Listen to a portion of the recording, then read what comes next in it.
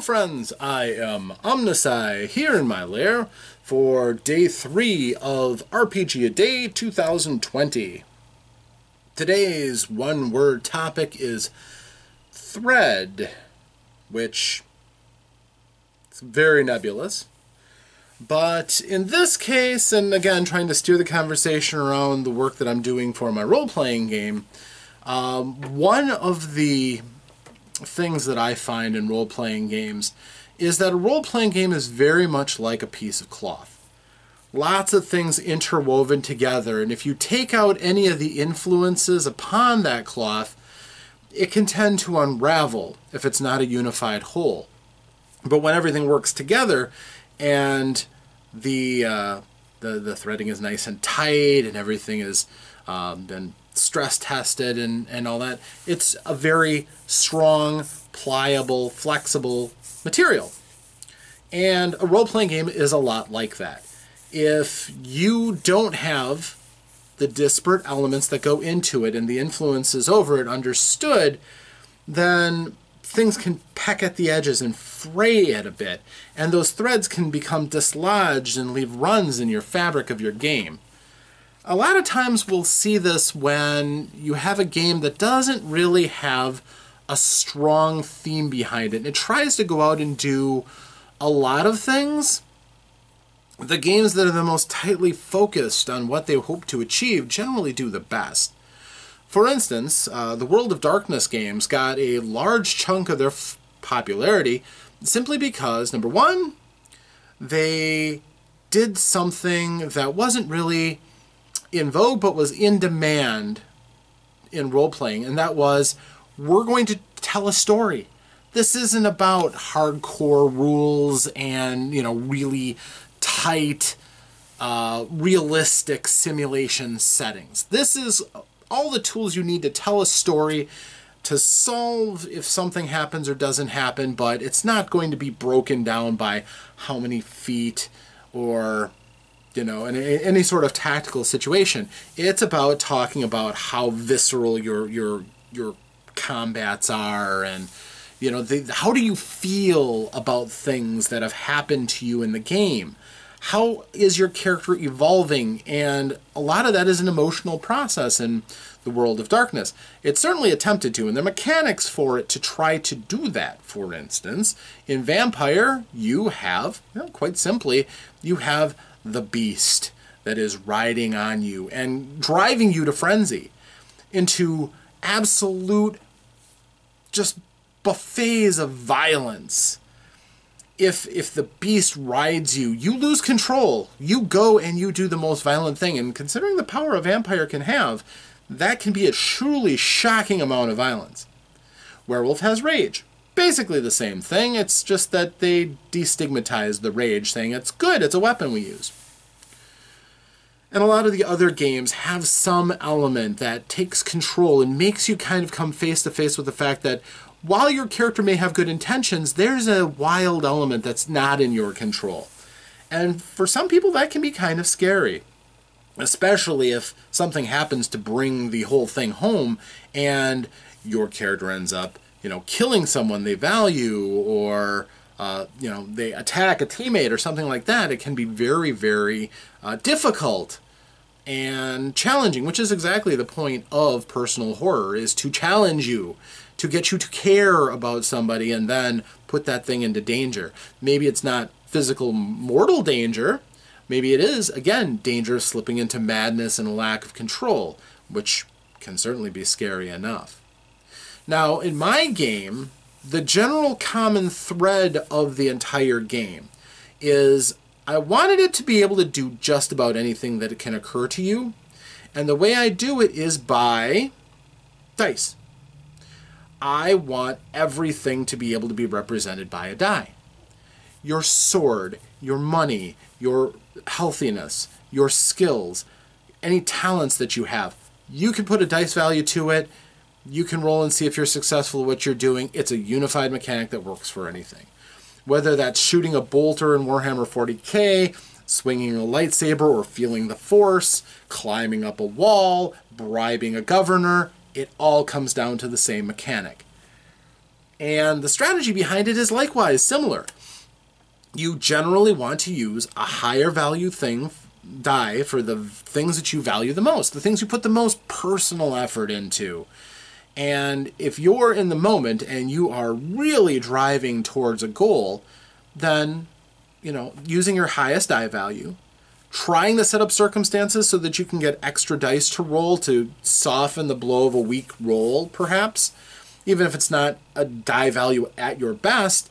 If, say, you're rolling an 8-sided die for your diplomacy and you just happen to have a bribe standing there waiting and, for them to accept it, possibly to help sway their opinion, even if that gives you a 6-sided die, if that 8-sided die rolls a 1, the worst you can get, that 6-sided die could roll a 2 or 3, a 4, maybe even a 6, which would save you from a critical failure, making some hideous faux pas that would lose you the bribe and the goodwill of whoever you're negotiating with.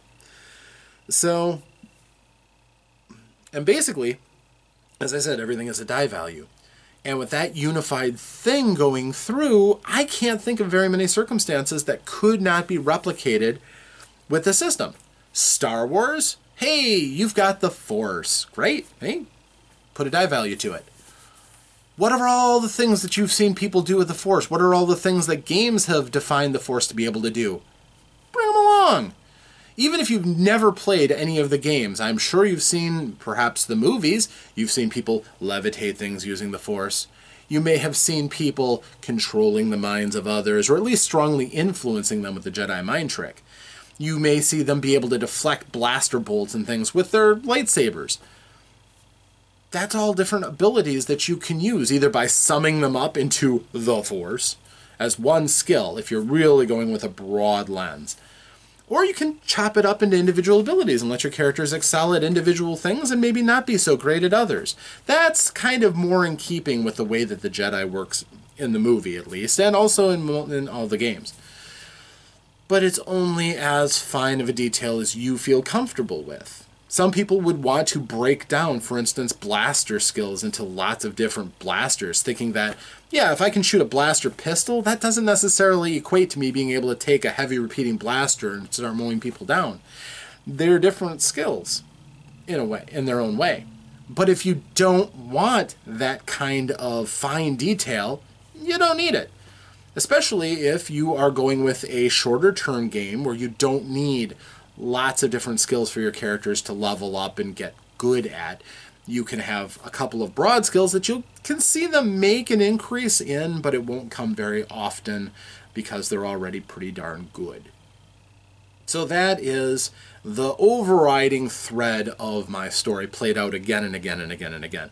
You look at a situation, you find out everything that can apply, you grade it at a dice value, especially the initial attempt of whatever it's going to be, and those dice are generally going to be provided by the player, and you just roll it out and see what the highest die value is. Now, some people may think that, keeping your dice values between 1 and 8, for instance, doesn't give you a lot of range. That's fine if you're okay with that. I'd like to remind you that there are some games that never use anything more than 2 6-sided dice to determine everything. Or plenty of games that roll 6-sided dice and you succeed on a 4 or a 5 or a 6 and a 6 is extra special. That's a simple mechanic, but it works pretty well and doesn't need a huge range of different modifiers. My game is relatively simple by plan. Now, if you want to be able to have the feeling that the more dice you throw into something may matter even more, there is an optional rule, which I'm still kind of flirting with the idea of making it an actual rule, that if you roll the maximum die value on any of the dice that you roll, if it's the highest die, you'll get credit for that result plus 1. It's not quite an exploding die, but it's nice. And if you roll maximum value on a couple of dice rolls, you can bump up whichever one is going to be the inevitable highest value, but you can bump it up by another one. So for instance, if you have a ladder that helps your climbing checks with a D6, and you have a climbing skill, say it's a D8, and you roll a 7 on your climbing skill, and you roll a 6 with the ladder, that would bring you up from a 7 to an 8, because having the ladder there helped. It didn't just serve as a fallback in that case, it actually did do better.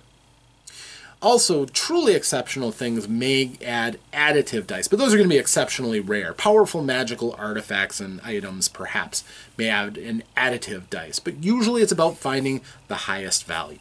And those additive dice are rarely going to be anything more than a d6, because, quite honestly, giving yourself an extra 1 to 6 point swing is going to make failure relatively impossible. In almost everything, unless you're going to try to do truly ridiculous things, like lifting dragons and smashing walls with your bare hands. But I find that games with unified threads that don't look like they were an idea that came up and then, no, I've got another idea and smashed in, kind of like the psionic rules for Dungeons and Dragons back in the day. It was like an entirely different mechanic, a different extra set of rules. For that very reason, a lot of people ignored that. No, we're not having psionics. You can't roll psionics. Because if you do, then you've got to know about all this other stuff. There's an extra level of complexity that only that psionic character will deal with. All the different attacks and defenses psionically. Giving yourself extra powers is cool, but now you have to worry about all this extra stuff when you're fighting, and it's just more trouble than it's worth for some people. Some people like the extra complexity, and they use it, but in general, 80% of the groups that I've been with have ignored a lot of what was in those appendices. My apologies.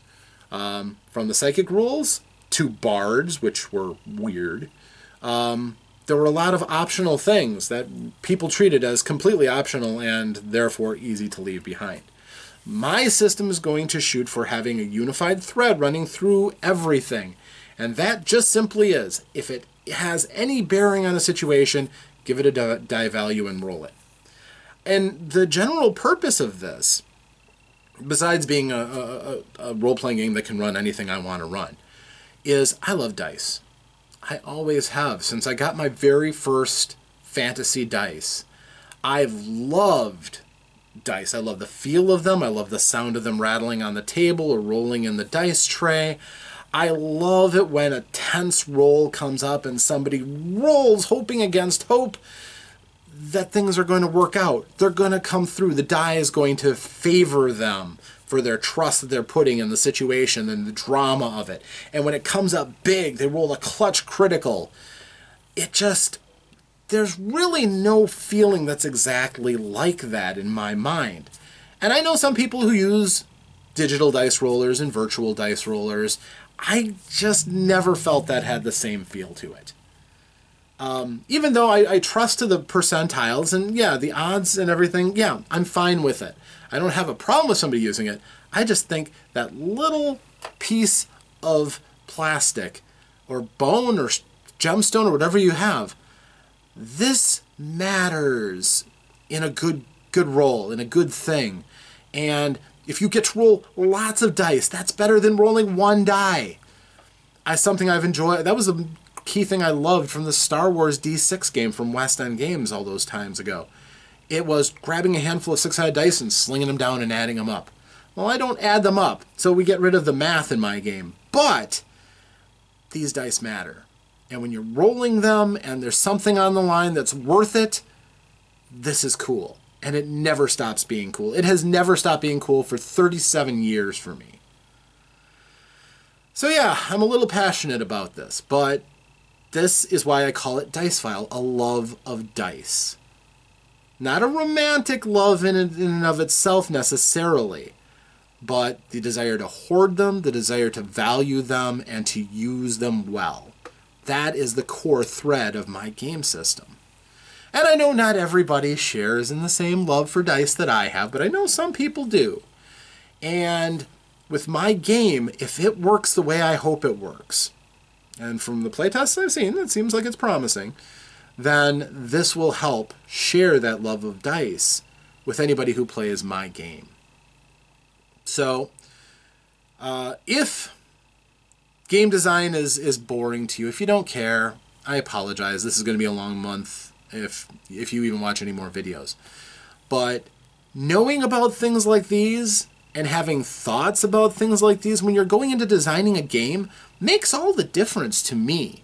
If you're designing mechanics for a game, if you're just coming up with a new concept like my Moltra adventure, my campaign world, I can rip any game system and plug my Moltra world into it. That design is like writing a book. Designing a game system involves coming up with exactly why you want to do something, why you want your game to be different from every other game. And if it's just a little bit different, that's still fine. You had a reason for it, and hopefully it makes your game better, makes the experience cooler. That's really what I'm shooting for, and really what I hope. You can hear the excitement in my voice. You know that I'm excited. I hope to get you excited into it too, and can't wait to see what the next thing I reveal is. But that is my running thread. It is the one cornerstone that I placed on my game, and I stuck to it through the end. Haven't lost sight of it. So that is my take on this topic of thread. Likewise, I'm going to parrot this to something that's in the real world and everything. I belong to several social media groups. If you are somebody who watches the videos that I put out on my OmnusI channel, you'll know that I belong to a number of them. But I'll tell you one thing. Everything that I said about thread and cloth and the value of thread and to make good cloth holds true. And for some of the groups that I've been in, one of the great things that I regret about being in some of these groups is the company that you keep when you're in a group that is somewhat toxic. It kind of brushes off on you and makes you kind of worn down in things, which is unfortunate. But the thing that kills me the most is when somebody is in this group and they care. They love the group for what it is. Then the mood shifts because of politics, world events, whatever. People keep bringing garbage into the game or things from outside the game into the group. And sometimes these people who love the group, love their experiences that they'd had up to that point, will sometimes just, okay guys, I can't take this anymore. This is really bothering me. I'm leaving. And then I look at the thread after that and it's all just sarcastic responses. This isn't an airport. You don't have to announce your departure. Again, the loss of every thread in a cloth weakens it. There's no account for being dismissive about losing the creative and brilliant minds that make up the fabric of your society. That will hold true for the Lair of OmnusI and my game. I don't want to lose people who might be interested in what I have to say, who might actually want advice from me or want the product that I'm planning to create and put out for everybody. I don't want to ever dismiss or diminutize or treat as valueless any member of the society in the Lair of OmnusI who end up playing my games ever. If I ever do anything that makes you feel like that, call me on it immediately. And we can talk anytime. Doors wide open. I'll gladly talk to anybody about any issues on this. Likewise, I won't tolerate people who try to drive people out of my group. I have no patience for that. If I ever see somebody targeting another, you're gone. Sorry, you have devalued yourself by making it clear that you don't want to be part of that group, that society anymore. And that's very sad, but at least the damage is down to just you. And I won't tolerate seeing that on other people. Okay, that's my promise to you folks. And I'm completely serious on this. You're all valuable. You're all threads. And I'm a thread, but I'm no greater, thicker, or richer than any of you. I'm sure all of you have brilliant ideas popping up in your heads. And I'm hoping that you're going to take what I'm talking about and catch fire. And say, wow, I hope, this is flattery to myself, maybe, but I hope that you'll go, I could do something I've always wanted to do with that game. The other games that I've played have never quite worked just the way I wanted to. But this has a shot at it. Nothing would make me happier. So, thanks for joining me. This is my RPG a Day gift to everybody, this video. It's a call for unity, and it's just explaining my process. Hopefully you've enjoyed it. If you haven't, well, we've got plenty of other threads to tug at later on. So, thanks one and all. Appreciate all of you. Happy RPG a Day, and I'll see you tomorrow for my next RPG a Day video. Thank you. Farewell.